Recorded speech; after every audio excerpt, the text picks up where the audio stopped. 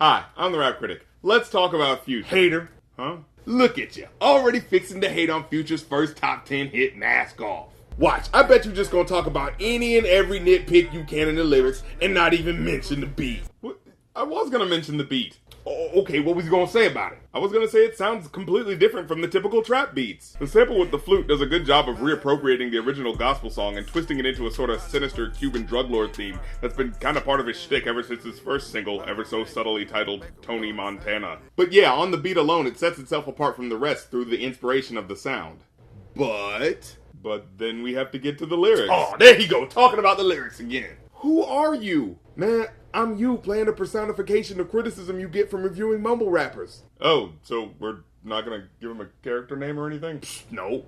Mask on, fuck it, mask on, mask on, fuck it, mask on. Oh, are we doing that thing where we have a dramatic cutoff of the music in a video that'll end up being way more political than the actual song is?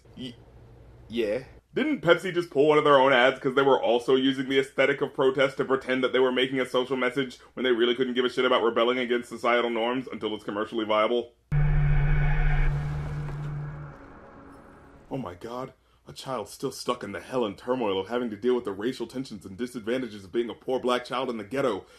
Well, anyway, I'm gonna go back to driving around and being rich. Good luck with the whole being poor thing, kid. Well, man, ain't you supposed to be talking about the lyrics? Just saying. 2 cups, toast up with the gang, from food stamps to a whole nother domain. Domain?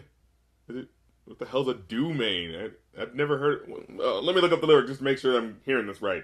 Oh, it's just domain, but he said it wrong. Oh, okay, you just gonna hate on it just because he said one word wrong. Yeah?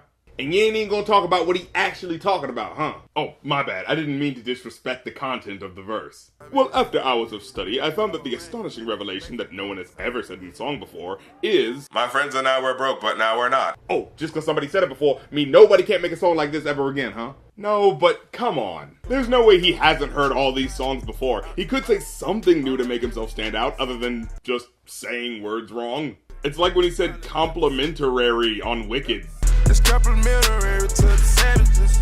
Like, whenever this guy says a slightly uncommon word, he always says it wrong and no one corrects him. Top off, yeah, that's a liability. Hit the gas, boosting my adrenaline. Hold up, I already know what you're about to say. He said adrenaline wrong. But nah, see, it's a play on words, because he's talking about being on lean, which is Sprite mixed with cough syrup. So, ha! What you got to say about that? Tell me what you think about that. Actually, that sounds like it works. Really? I mean, it doesn't seem likely, given all the other words he's messed up that people seem to excuse because they have no idea what he's saying anyway, but I can actually see an interpretable meaning behind saying it differently, so okay, I'll give it a pass. Aw, gee, does the internet critic with absolutely no bargaining chips in the rap game give Future the millionaire a pass? Yeah. Let's move on. Pink money, I can barely move. Ask about me, I'm gonna bust a move. Let me guess, you gonna hate on him just because he rhymed move with move. Well, I was actually going to do a skit on how weird it is that he's completely paralyzed by doing Pink Molly until someone randomly asks about him, in which case he apparently turns into a b-boy from Crush Groove, and I was probably going to put, like, Future's head on a breakdancer's body or something like that. It would have been funny. But it is pretty stupid that— Oh, there you go! Oh, come on! He gets paid to rhyme words! How is it too much to ask for him to actually do that? Parliament, Calamari Wednesday, parlay in Vegas, we was in attendance. Dude. He just tried to rhyme Wednesday with attendance. I don't care how much you try to trail off at the end of the word there. Wednesday doesn't rhyme with attendance. Nah, man, he was rhyming parliament with attendance. Putting aside how poorly that rhymes, you don't think the placement of Wednesday at the end of that line, near the end of that measure, was meant to be heard as a rhyme of some sort? Well, alright, but look at it like this. He got paid to rhyme words that don't rhyme. So what you got to say about that? Well, that seems less like a dig at me and more a dig at his fans for actively paying him to be that lazy. Man, it's not even about the lyrics anyway. Like, I just like the beat and the flow of the song and the mood, man. Is that so bad? Okay. You can like all that stuff, but that has no bearing on a critical analysis of what the guy's actually saying, which is quite obviously my main focus when analyzing a song. I mean, how good of a critic would I be if I just commented on vague notions of how it has a good vibe? Okay, yes, the musical aesthetic is important, and overall I give it like a 3 out of 5. A rating which mainly rides on the beat, honestly, because it's typical meandering lyrics otherwise. Nothing sticks out for me, and— Yeah, but why you gotta make me feel bad for liking it? Is that what this is all about? Mainly, yeah.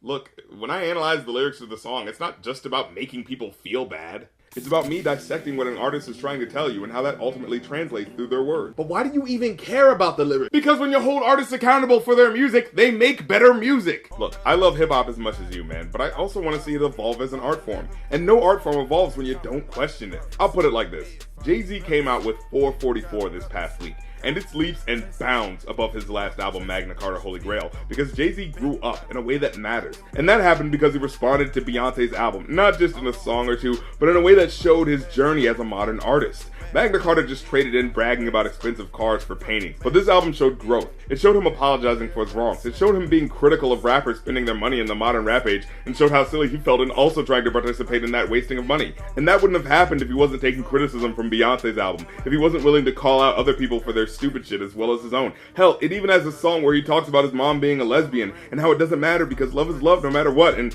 while, yeah, it's his mom, so of course he's gonna love her regardless, the point is, a rap song accepting anyone for being gay would have been unheard of from this exact artist 20 years ago, if it weren't for the criticisms of homophobia in hip-hop that has reshaped rap's taboo about homosexuality.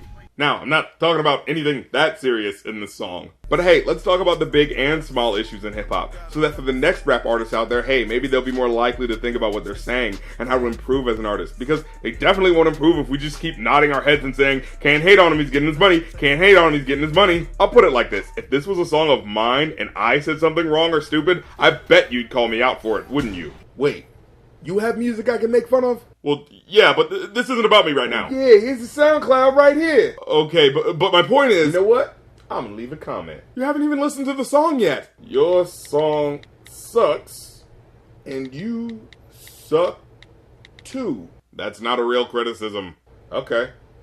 My criticism for your songs is that in the future, you should consider eating a dick. Alright, well, I'm the rap critic. You don't have to like my opinion, but I don't have to like your songs. And furthermore, your hat looks stupid.